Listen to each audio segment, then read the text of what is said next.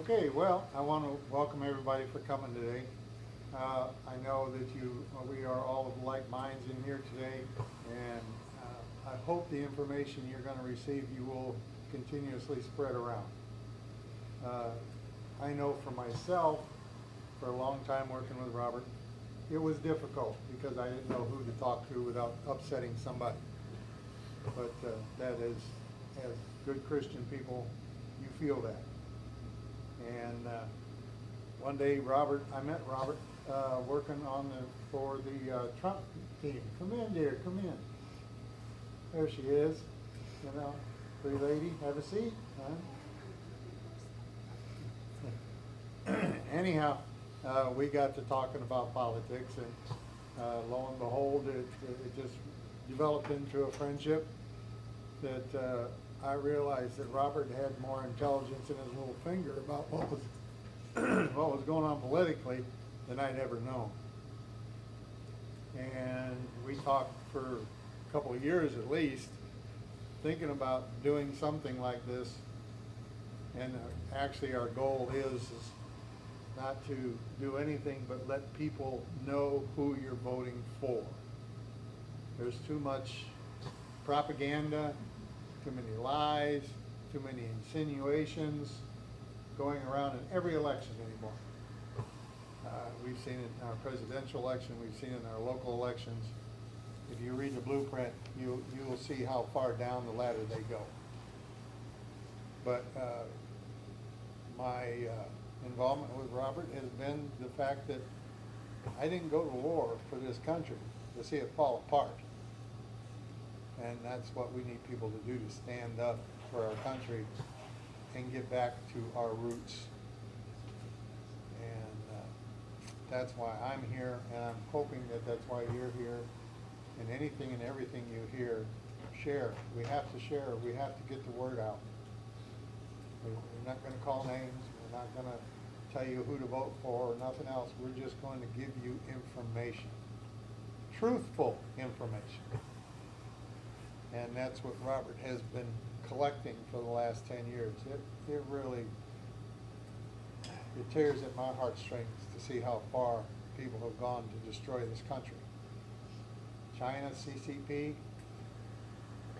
it's just like Russia, when Khrushchev said, we'll destroy the U.S. from the inside out.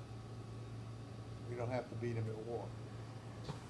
China picked up on that, and that's what they're trying to do to our country right now with this critical race theory and everything else they're throwing at our children.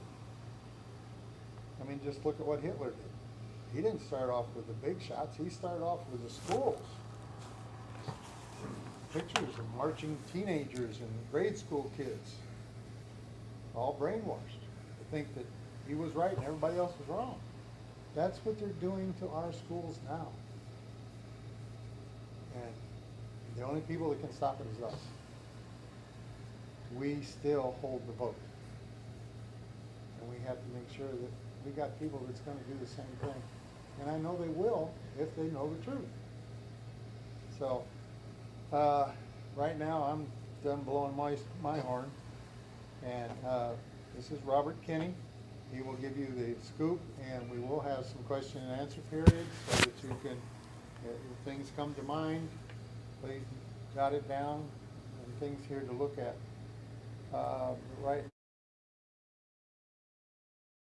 Okay, the beginning in this thing was pretty much a Wall Street Journal article that was done by Glenn Simpson. That's from the Fusion GPS guys, and he was writing in the Wall Street Journal about Haley Barbour and all these lobby groups. Okay, and at the time it was in Ukraine, so we had Trent Lott and Haley Barbour, and we had Manafort. We had all those people that you're all hearing in the news now. They were all over in Ukraine because Ukraine was geometric money. Okay, they had the switching system for fuel that was coming from the Middle East, and it would come up through all these underground, under the ocean pipelines. And the Ukraine was the place where it was all kind of collected and then redistributed up into Europe. Okay, so they didn't really create oil. but they were like the switching post. So they didn't have any real money involved in anything, but they were making money from everybody. And so they had so much money that they wanted to invest it in the United States. And that's where all the politicians, just like a dirty piece of mud onto a white suit, they all hit it. And all these people were getting all kinds of rich from this stuff. Okay?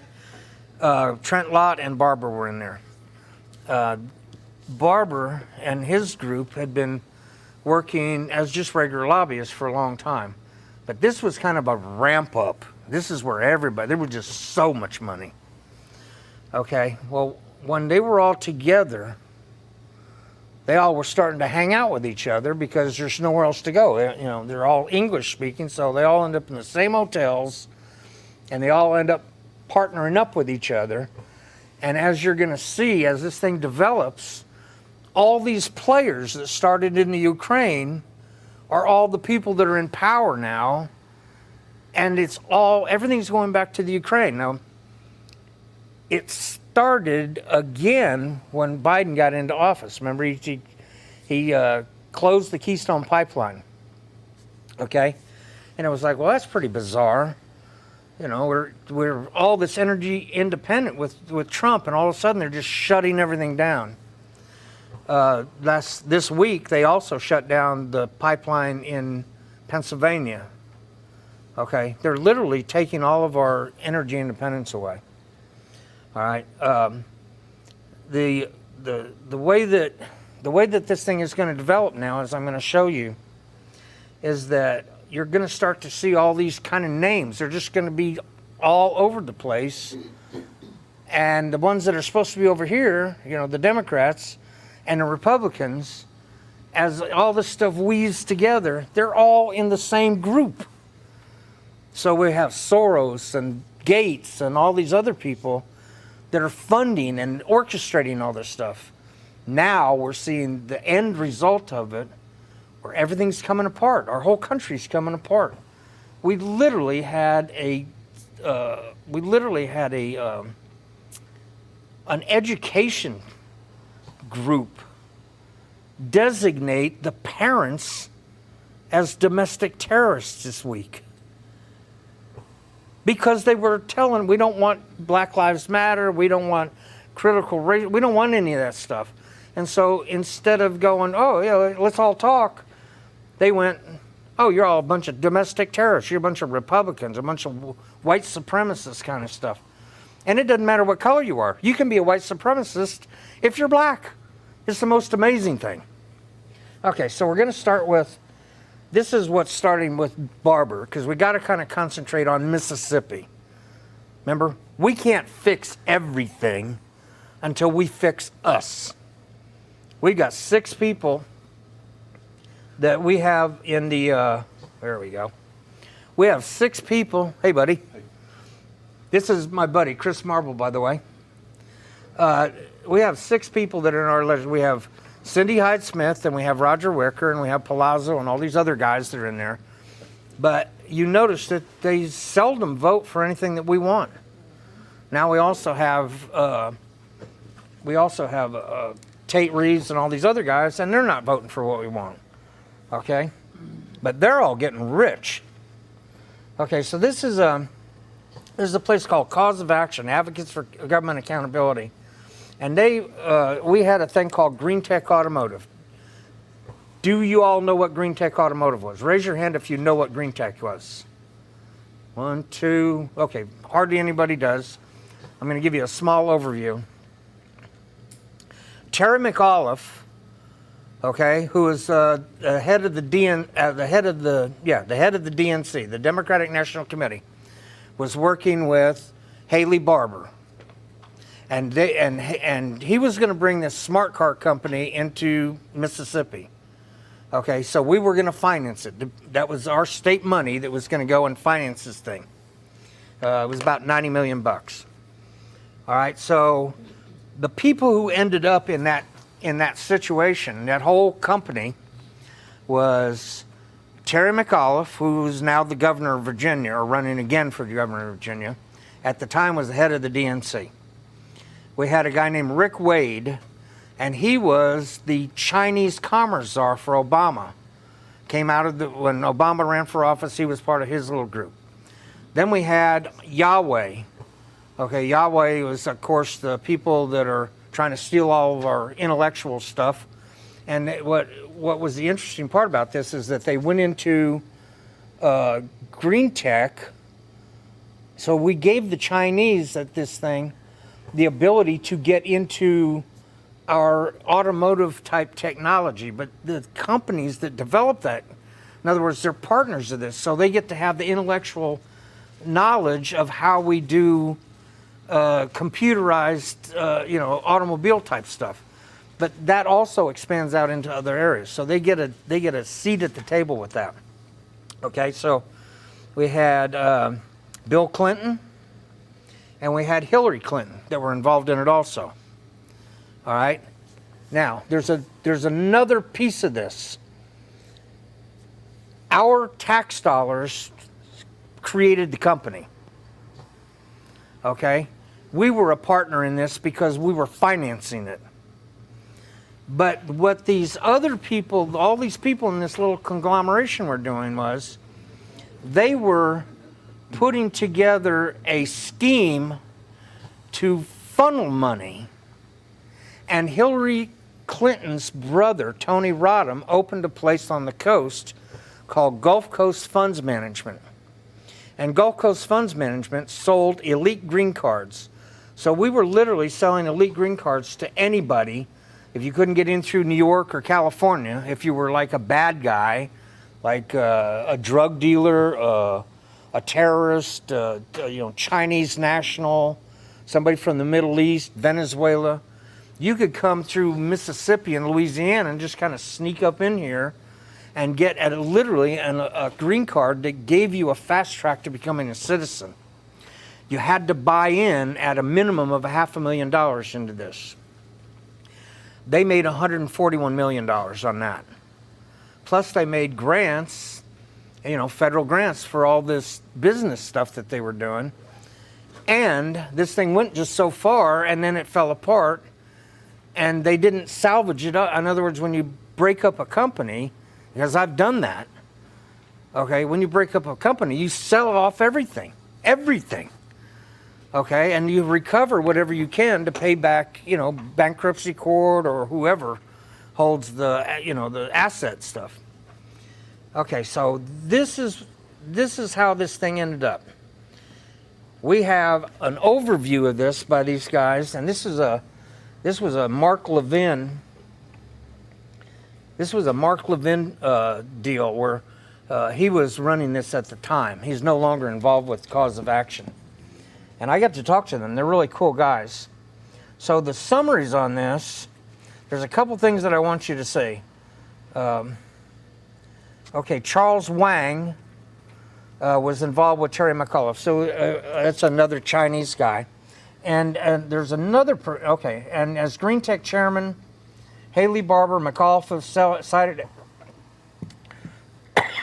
efforts by U.S. Senators Thad Cochran and Roger Wicker to pressure the United States Citizenship and Immigration Services Director Alejandro Mayorkas into fast-tracking EB-5 visas applications that would provide the Chinese investments for Green Tech.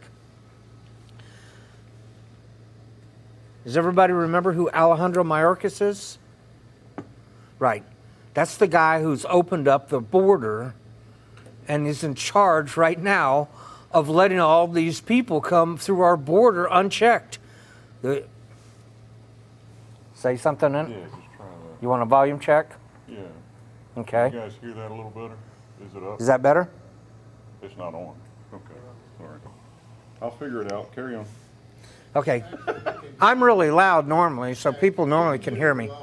Okay, but what I'm trying to show to you right here is that Barbour and this whole group literally were using our senators to fast track this $141 that they scammed through a Clinton controlled, her brother, through a Clinton controlled thing that was on our coast. Okay?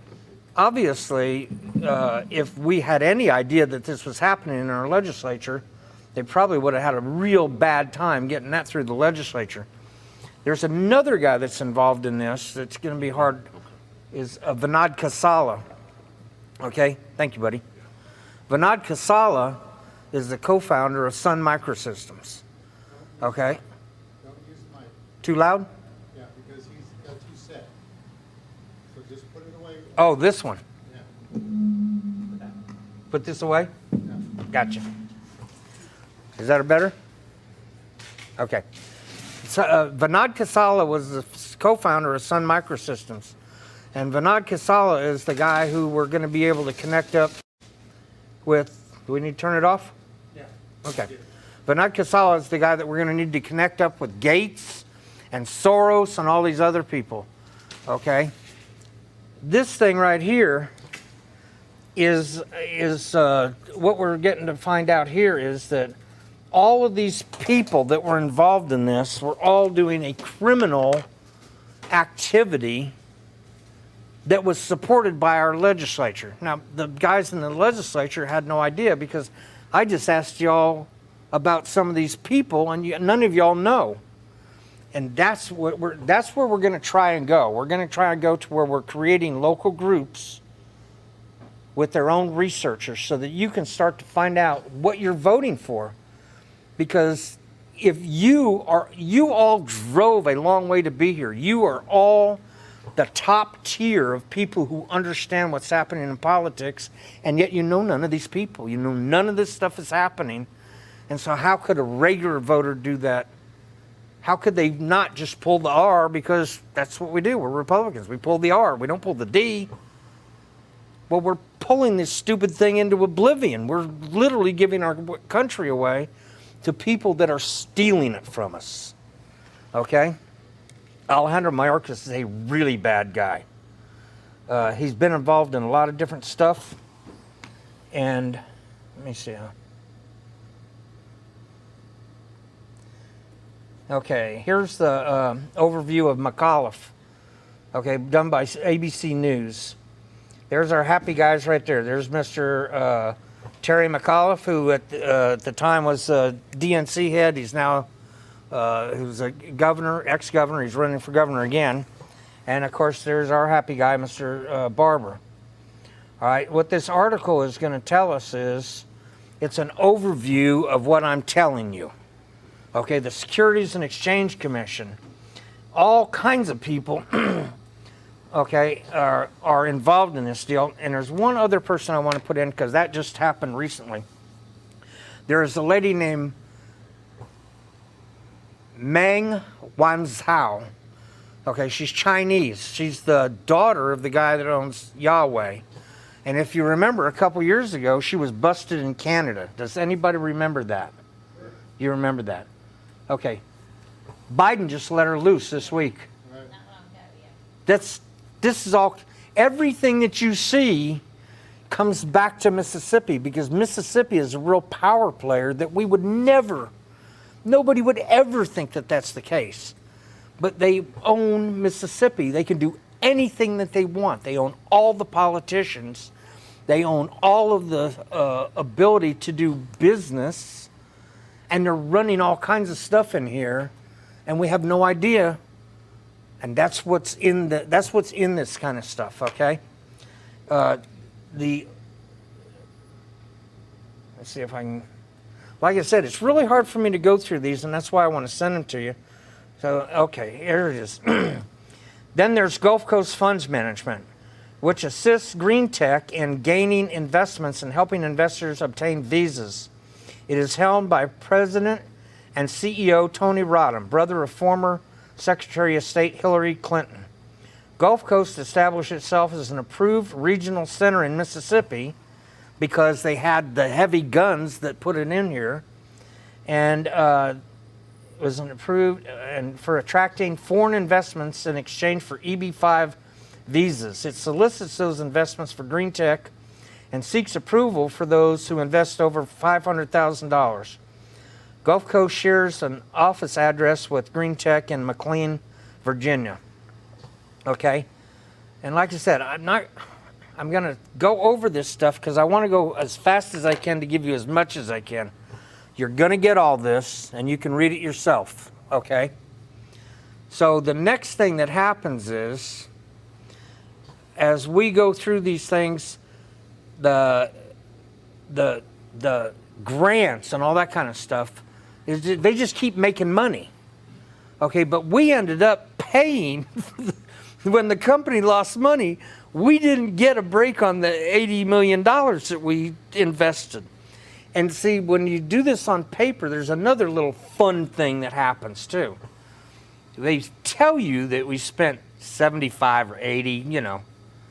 But then we got all the lawyers. I mean, this thing spreads out. It's money we didn't have to invest, so we didn't make anything. It's just a complete net loss for us. We wasted $80 million or $90 million, plus everybody that gets paid all around that whole sphere of stuff that's involved with this thing. Plus, and I was hoping that Mike Hurst was going to be here today, and actually he was supposed to send some people, because they could speak to exactly what happened, because he was the U.S. attorney here. Okay? Hopefully we can get Mike to come back on another group meeting. You know, after you guys kind of get some of this stuff under your hat and figure out what's going on. And it's going to take some reading, but you can always call me. Okay? This is all that I do. And you see, I'm not going anywhere. I'm not out there playing around. I'm pretty much stuck in front of the computer 24/7. Okay, so what we have now is we have one group, which is Green Tech. I hope that you have a little bit of an overview on it. Like I said, I'm going to go quickly because I want to cover more than one. This would be a good spot to interject, Robert, this would be a good time to interject the fact that our local government did not protect our money. Yes. They gave it away without performance bonds. That's right. Okay? An entity like that does not give away anything without a performance bond to ensure the taxpayers' money. Yes. Even they were involved in all this. Right. And so that brings us to the next thing, which almost nobody knows about. And a matter of fact, that the people, and that's where we're trying to get a hold of the people in Virginia now, because Terry McAuliffe is a really bad guy who's involved in all this stuff here with Barber. They all kind of run in a pack. But here's what everybody doesn't know. This whole mess was investigated by Senator Chuck Grassley for spying and corruption. Okay? This was well over the heads, like you said, of our local government, that they don't know anything about all this stuff. And there's another little piece of the puzzle too, which is as the legislator goes, as all these legislators go through and they're handing our money out all over the place, there's insurances. Okay, I was in corporate automotive stuff, and so and you know, a couple people in here were in businesses where you insure businesses. You insure what you're doing. And especially if you were going to be doing stuff for our tax money, if you're going to build anything, you want to put contractors' insurances so we don't lose money. The legislator, all those lawyers, I mean, you could go to the Capitol and take a basketball and just throw it out there, and it would bounce off the head of every lawyer in there before it hit the floor. They're everywhere. But none of them know about contractors' insurance. That's just not possible. They're not taking care of our interest at all. Okay? It's just a feeding frenzy. And since we don't know and we're not organized, because nobody's connected. That's why when I spoke to Holly, who's hosting this, by the way, and thank you, and Mary Jo, who couldn't come today, we have numbers, but they're not sufficient to do what we need to do. The Tea Party is completely fallen apart. The AFP is one of the ones that lasted because of the way that they were structured. Okay, they were structured more like a business, and they focus on stuff, but they focus on having enough people to do the job. The problem with the Tea Party and the problem with other groups is They're not structured to get enough people to do the job. Okay, so when we, pretty much at the height, let's just use this as a number. The Tea Party in 52 counties pretty much averaged about 30 people per meeting.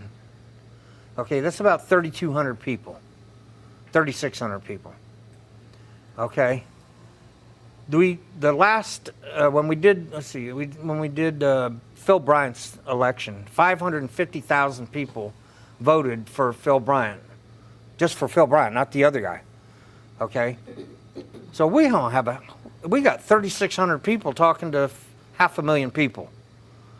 We need to ramp it up, guys. We're not, this little group of people, if we all talk to 10 people, we still don't even make a drop in the bucket. Okay? And I don't have the money that the AFP has. They can get on phone banks. They can really rack it up. They can really make an impact. But they also have a different structure. They're not like the Tea Party. They work only on policy and issues. Is that correct?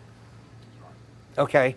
So the structure of them is good for what they do, but we need more. Okay? And we need to be able to support them, and they need to be able to support us. We need to work with Holly's Veterans Group. We need to work with Mary Jo's vaccination people. And God, Mary Jo is the gold standard of vaccinations. You would think that right now we would really want to be talking to her. Okay? Whether you agree with all the stuff that she does or not, they are the people that know the most about vaccinations, and they are the ones that are tied into doctors. Okay? We are not paying attention to them at all. I've been through been through meetings after meetings after meetings with everybody, which our little buddy back here that's how she and I met. We all went to these meetings, and we're showing up for everything. Went to all the lunches, went to all the rallies, because we're trying to be a good citizen. But there's not enough of us. There's just not enough of us, and we're not able to fill it out. Charlotte ran for mayor. Nobody backed her up. We got the worst mayor in Jackson, Chokwilumba. You couldn't draw up a novel that had a battered guy. Okay, as far as villains go, he's like super villain. Okay, he does stupid stuff. And she didn't have a chance. Nobody helped her. Why didn't we do it? We should have been, every single part of the state, they should have been supporting her, because if we'd have gotten our capital city back, think of the things that we could have done that would have impacted the entire state. Not one person helped her.